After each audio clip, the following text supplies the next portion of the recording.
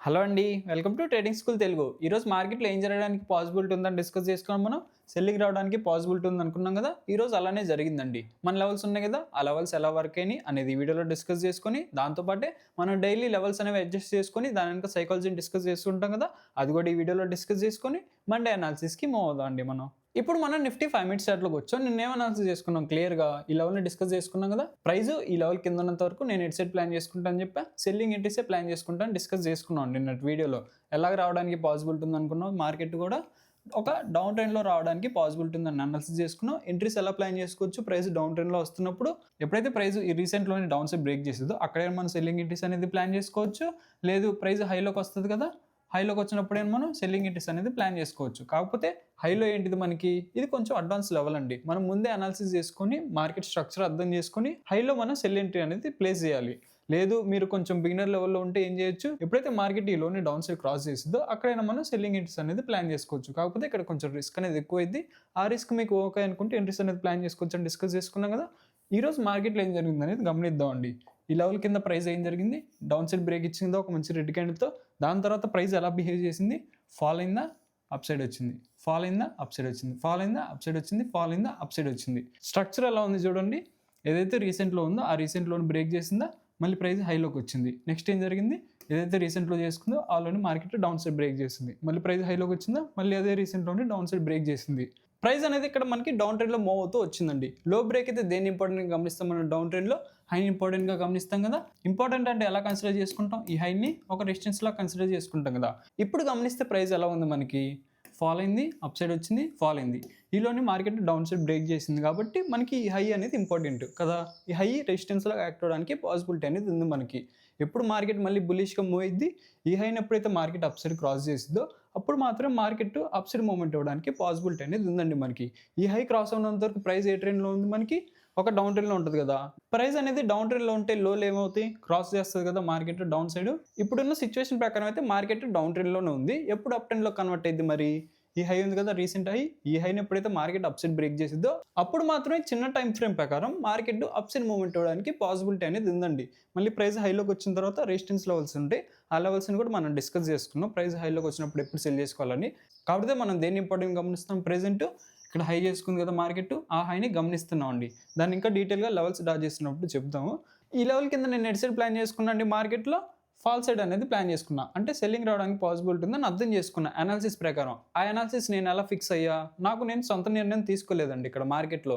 ఎలా ప్లాన్ చేసుకున్నా, ఈ లెవెల్ కింద సెల్లింగ్ అనేది ప్రీవియస్‌గా ప్రైస్‌లో ఏం జరిగింది అనాలిసిస్ చేసుకున్నా నేను. ఇక్కడ ఏం జరిగింది, ఇక్కడ ఏం జరిగింది, బయర్ సైకాలజీ ఎలా ఉంది, సెల్లర్ సైకాలజీ ఎలా ఉంది, మార్కెట్ ఎటువైపు డైరెక్షన్ ఇవ్వబోతుంది అనేది అనాలిసిస్ చేసుకున్న తర్వాతనే ఈ లెవెల్ కింద నేను సెల్లింగ్ ఎంట్రీస్ అనేది ప్లాన్ చేసుకున్నా అండి.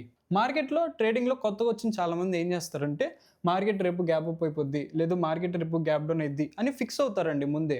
మనం ఫిక్స్ అవ్వకూడదు రేపు గ్యాప్ అప్ అయిద్దా, గ్యాప్ డౌన్ అయిద్దా అని. మార్కెటే చెప్పాలన్నమాట.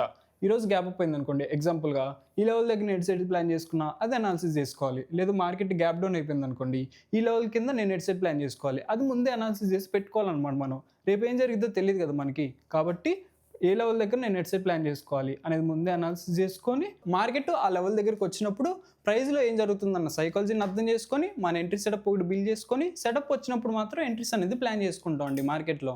నేనెప్పుడు ఫిక్స్ అవ్వలేదండి. మార్కెట్ రేపు గ్యాప్ అప్ అయిద్ది, లేదు గ్యాప్ డౌన్ అయిద్దనేది.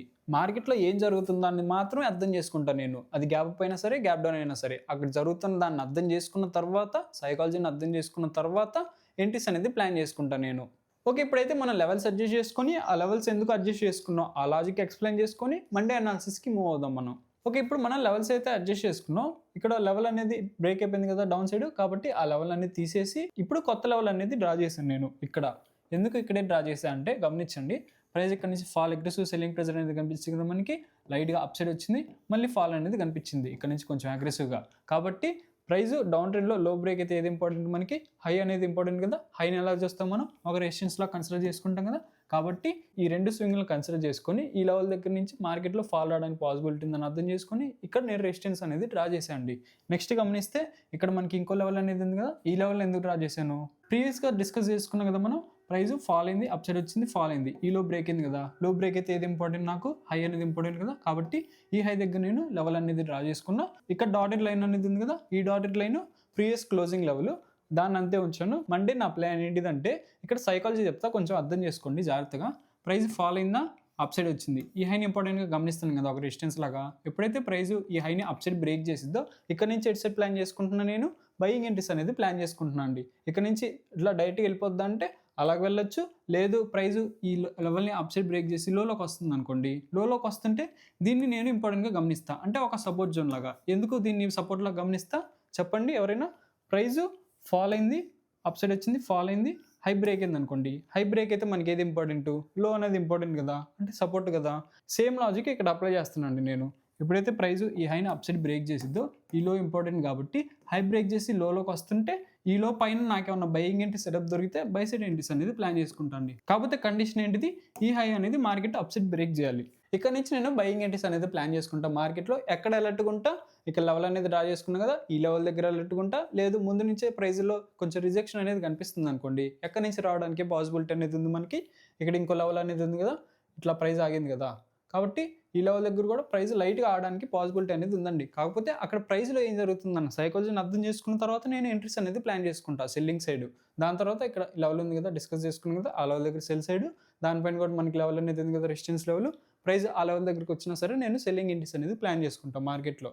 లేదు ప్రైస్ ఇక్కడ గమనించండి, ఈలోని డౌన్ సైడ్ బ్రేక్ చేసింది అనుకోండి, ఇక్కడ నుంచి మార్కెట్లో ఫాల్ అవడానికి పాసిబిలిటీ అనేది ఉంది. కాకపోతే ఎక్కడి వరకు? ఇక్కడ లెవెల్ అనేది ఉంది కదా, క్లోజింగ్ లెవెల్ అండి. ఇది కొంచెం ఇంపార్టెంట్‌గా గమనిస్తున్నాను నేను. ప్రైస్ ఈ లెవెల్ దగ్గరకు వచ్చి ఇట్లా అప్ సైడ్ మూవ్‌మెంట్ ఇవ్వడానికి పాసిబిలిటీ అనేది ఉంది. ఇక్కడ నాకేమన్నా బయింగ్ ఎంట్రీ సెటప్ దొరికింది అనుకోండి లెవెల్ దగ్గర, నేను బై సైడ్ ఎంట్రీస్ అనేది ప్లాన్ చేసుకుంటా. ఎప్పుడు మనకి ఈ లెవెల్ డౌన్ సైడ్ క్రాస్ అవ్వడానికి పాసిబిలిటీ అనేది ఉంది? ఈ హై అనేది మార్కెట్ అప్ సైడ్ క్రాస్ కాకూడదండి. అప్ సైడ్ క్రాస్ కాకపోతేనే ఈ లెవెల్ మనకి డౌన్ సైడ్ అనేది బ్రేక్ అయిద్దనమాట. అదొకటి గమనించండి. లేదు మార్కెట్ ఎప్పుడైతే ఈ లెవెల్ కూడా డౌన్ సైడ్ బ్రేక్ చేసిద్దో అక్కడి నుంచి నేను మళ్ళీ సెల్లింగ్ ఎంట్రీస్ అనేది ప్లాన్ చేసుకుంటా అండి మార్కెట్లో. ఇప్పుడు లెవెల్స్ డిస్కస్ చేసుకుందాం మనం. మనకి ఫస్ట్ లెవెల్ ఎక్కడ ఉంది? అప్ సైడ్ 26,235 రెసిస్టెన్స్ లెవెల్, దాని తర్వాత 26,161 ఇది ఒక రెసిస్టెన్స్ లెవెల్, దాని తర్వాత 26,054 అండి. ఈ లెవెల్లో నేను డిస్కస్ చేసే కదా సైకాలజీ, ఆ సైకాలజీ ప్రకారం మూవ్ అవుతాను. నెక్స్ట్ 25,960 ఈ లెవెల్ దగ్గర నాకు ఏమైనా బయింగ్ ఎంట్రీ సెటప్ దొరికితే బై సైడ్ ఎంట్రీ అనేది ప్లాన్ చేసుకుంటా. ఈ లెవెల్ కింద ఎడ్ సైడ్ ప్లాన్ చేసుకుంటా, మళ్ళీ నేను సెల్లింగ్ ఎంట్రీస్ అనేది ప్లాన్ చేసుకుంటా.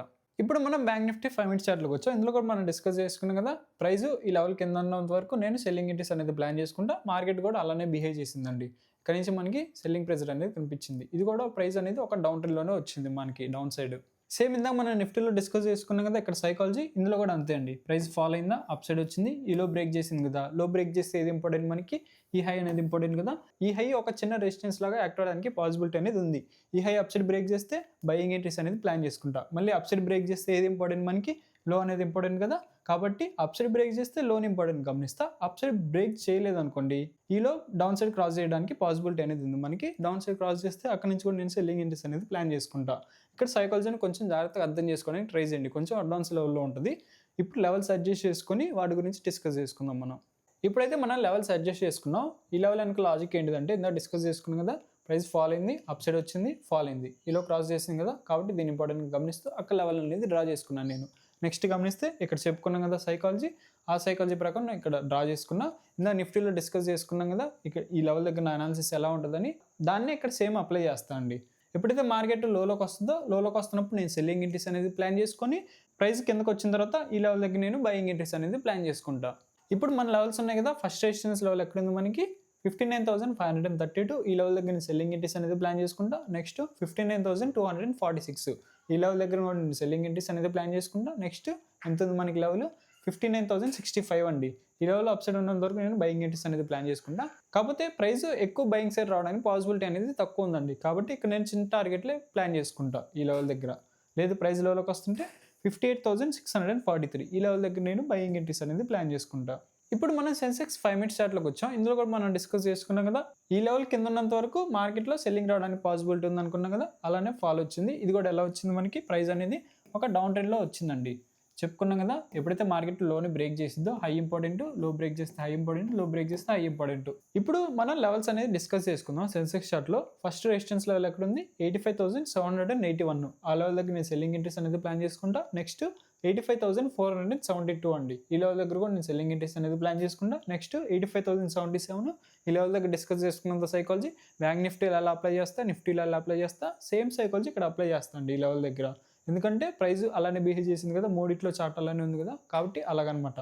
నెక్స్ట్ ఈ ప్రైస్ ఈ లెవెల్ని డౌన్ సైడ్ బ్రేక్ చేస్తే ఇక్కడ నుంచి నేను సెల్లింగ్ ఎంట్రీస్ అనేది ప్లాన్ చేసుకుంటా. ఎక్కడి వరకు నెక్స్ట్ లెవెల్ ఉంది కదా 84,234, ఈ లెవెల్ దగ్గర నేను బయింగ్ ఎంట్రీస్ అనేది ప్లాన్ చేసుకుంటా. ఓకే, ఇప్పటివరకు అయితే మనం వీడియోలో ఏదైతే డిస్కస్ చేసుకున్నాం అనాలిసిస్, ఇది చాలా అడ్వాన్స్ లెవెల్ అండి, బయటికి ఎవరు చెప్పరు. ఇంత అడ్వాన్స్ లెవెల్ అయినా సరే మన వాళ్ళ కోసం చాలా సింప్లిఫై చేసి చెప్తున్నాం అండి వీడియోస్లో. మీరే చూస్తున్నారు కదా వీడియోస్లో సైకాలజీ అనేది ఎంత డెప్త్ ఉంది అనేది. మా ఎఫర్ట్స్ మీకు నచ్చినట్టయితే వీడియోకి అయితే లైక్ చేయండి. ఇప్పటివరకు మనం డిస్కస్ చేసుకున్న అనాలిసిస్ అంతా కూడా ఎడ్యుకేషనల్ పర్పస్ కింద తీసుకొని మీ ఓన్ అనాలిసిస్ చేసుకున్న తర్వాత ఎంట్రీస్ అనేది ప్లాన్ చేసుకోండి. ఏమైనా డౌట్స్ ఉంటే కామెంట్ చేసి, వీడియో నచ్చితే షేర్ చేయండి. Thank you.